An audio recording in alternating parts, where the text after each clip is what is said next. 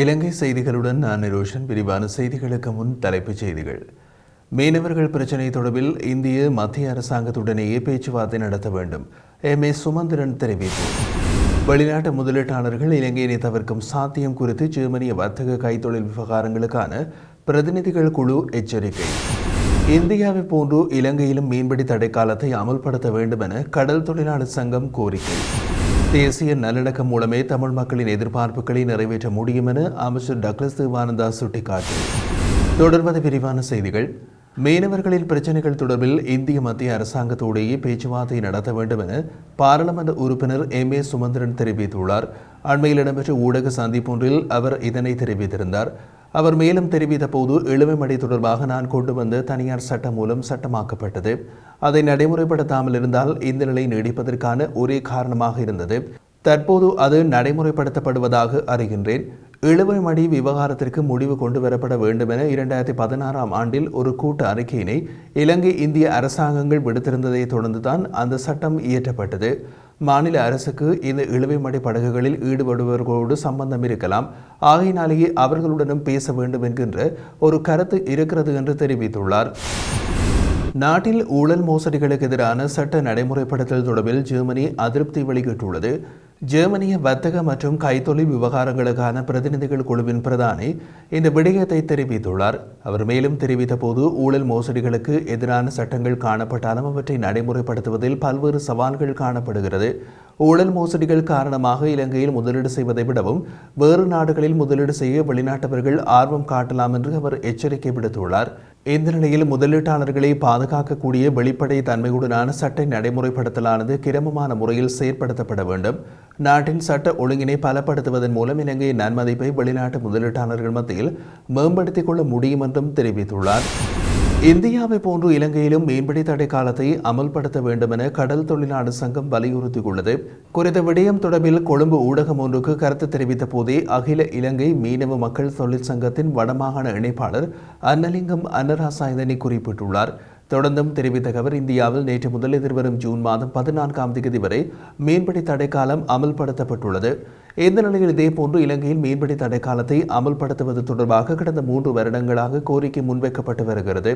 எனினும் எந்த ஒரு அரசாங்கமும் அதனை நடைமுறைப்படுத்தவில்லை எனவும் யுத்தத்திற்கு பின்னர் வடக்கு கடற்பரப்பில் தேசிய நீர்வள ஆராய்ச்சி மற்றும் மேம்பாட்டு திணைக்களத்தினால் எவ்வித ஆய்வுகளும் மேற்கொள்ளப்படவில்லை என்றும் அவர் தெரிவித்துள்ளார். ஜனாதிபதி தேர்தலில் வேட்பாளராக போட்டியிடுவதா இல்லையா என்பது குறித்து அடுத்த சில வாரங்களில் தீர்மானம் எடுப்பதென்று நம்புவதாக அமைச்சர் விஜிதாச ராஜபக்ச தெரிவித்தார். ஊடகவியலாளர்கள் எழுப்பிய கேள்விக்கு பதிலளிக்கும் போதே அமைச்சர் மேற்கண்டவாறு குறிப்பிட்டுள்ளார். ஸ்ரீலங்கா சுதந்திர கட்சியின் மத்திய குழுவை பிரதிநிதித்துவப்படுத்தும் பெரும்பான்மையான மக்கள் இது தொடர்பில் தன்னிடம் கோரிக்கை விடுத்துள்ளதாகவும் அவர் தெரிவித்தார். மேலும் மகா சங்கத்தினரும் ஏனைய சமய தலைவர்களும் தன்னிடம் இந்த கோரிக்கையினை முன்வைத்துள்ளதால் அது தொடர்பில் மேலும் சிந்தித்து முடிவெடுப்பதாக அமைச்சர் குறிப்பிட்டுள்ளார். தேசிய நல்லிணக்கத்தின் மூலமே தமிழ் மக்களின் எதிர்பார்ப்புகளை நிறைவேற்ற முடியும் என அமைச்சர் டக்ளஸ் தேவானந்தா தெரிவித்தார். யாழ்ப்பாண பல்கலைக்கழக ஜனநாயக ஊழியர் சங்கத்தின் 10வது ஆண்டு நிறைவை முன்னிட்டு ஏற்பாடு செய்யப்பட்ட நிகழ்வில் பிரதம அதிதியாக கலந்து கொண்டு உரையாற்றும் போது அவர் இவ்வாறு தெரிவித்திருந்தார். இது தொடர்பாக அவர் மேலும் தெரிவித்த போது 90ஆம் ஆண்டுகளின் ஆரம்பத்திலிருந்து தேசிய நீரோட்டத்தில் நாடாளுமன்ற ஜனநாயகத்தை பயன்படுத்தி தேசிய நல்லிணக்கத்தை வலுப்படுத்துவதன் மூலம் தமிழ் மக்கள் எதிர்கொள்ளும் பிரச்சனைகளுக்கான தீர்வை காண முயற்சித்து வருகின்றேன். இதன் மூலம் பல்வேறு நன்மைகளும் நமது மக்களுக்கு கிடைத்திருக்கிறது. குறிப்பாக அறிவியல் நகரை விடுவித்து பொறியியல் பீடத்தை அங்கு உருவாக்குவதற்கு தேசிய நல்லிணக்கமே காரணமாக அமைந்திருந்தது. அதேபோன்று எதிர்காலத்திலும் எமது பிரச்சனைகளை தீர்ப்பதற்கும் ஒரு தேசிய நல்லிணக்க பொறிமுறையை நடைமுறை சாத்தியமானதாக இருக்கும். இந்த யதார்த்தத்தை புரிந்து கொண்டு யாழ் பல்கலைக்கழகத்தின் தேசிய ஊழியர் சங்கத்தினராகிய நீங்களும் உங்களுடைய முன்னெடுப்புகளை மேற்கொள்ள வேண்டும் என அமைச்சர் டக்ளஸ் தேவானந்தா தெரிவித்தார். இலங்கையின் பொருளாதார முன்னேற்றத்திற்கான சீர்திருத்தங்கள் மற்றும் சிறந்த வேலை திட்டங்களை மேற்கொள்கின்றமைக்கு சர்வதேச நாணய நிதிய பிரதிநிதி முகாமைத்துவ பணிப்பாளர் இலங்கை அதிகாரிகளுக்கு பாராட்டு தெரிவித்துள்ளார். அமெரிக்காவின் வாஷிங்டன் நகரில் நேற்று ஆரம்பமான சர்வதேச நாணய நிதியம் மற்றும் உலக வங்கியின் அரையாண்டு மாநாட்டின் போது இந்த சந்திப்புக்கு இடம்பெற்றுள்ளது. நிதி ராஜாங்க அமைச்சர் செகான் சேமசிங்க மற்றும் சர்வதேச நாணய நிதியத்தின் பிரதி முகாமைத்துவ பணிப்பாளர் உள்ளிட்ட குழுவினரோடு கலந்துரையாடல் இடம்பெற்றதாக செகான் சேமசிங்க தனது எக்ஸ் தளத்தில் பதிவிட்டுள்ளார்.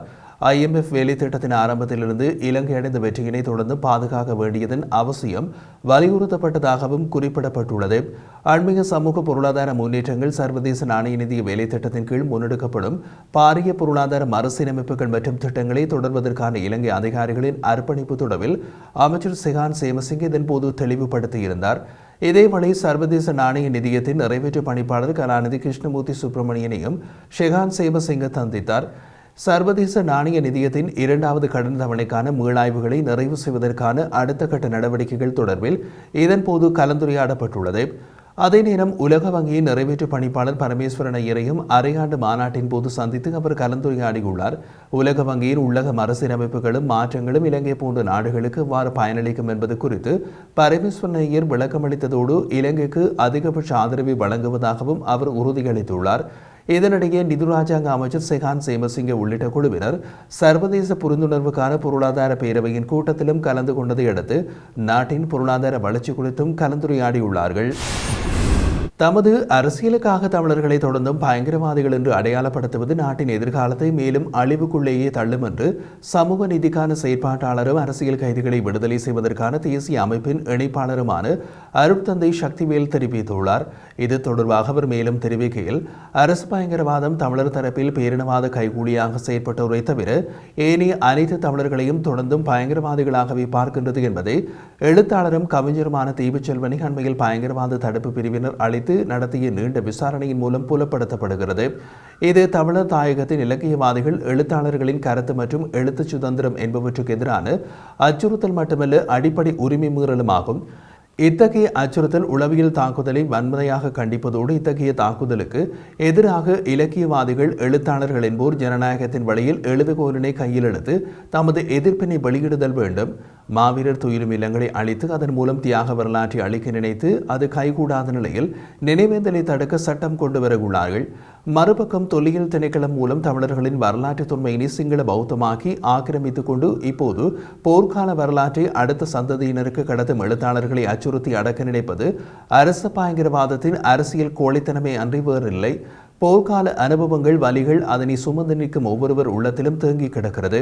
அதனை இலக்கிய வடிவில் வெளியில் கொண்டு வருவதும் அதனை தமது வாழ்வு பயணத்தோடு சேமித்து கிடப்பதும் உளவியல் சுகமாகும். அத்தோடு வரலாற்றையும் சேமிக்கும் செயற்பாடாகும். தமிழர்களின் தேசியம் தொடர்பான சிந்தனையை 2009ஆம் ஆண்டு இனப்படுகொலையோடு முடிவுக்கு கொண்டு வந்துவிட்டோம் என்று ஆட்சியாளர்கள் நினைக்கும் போது அது ஜனநாயக வடிவில் மீண்டும் மக்கள் மயமாகி உயிர்ப்பு பெற்று வருகிறது. எனினும் இதற்கு பயங்கரவாத சாயம் பூச முனைவதோடு பேரினவாதிகள் தமிழர்களை தொடர்ந்தும் பயங்கரவாதிகள் என்று அடையாளப்படுத்தி செய்ய முற்படும் அரசியல் நாட்டின் எதிர்காலத்தை மேலும் அழிவுக்குள்ளேயே தள்ளும் என்றும் தெரிவித்துள்ளார்.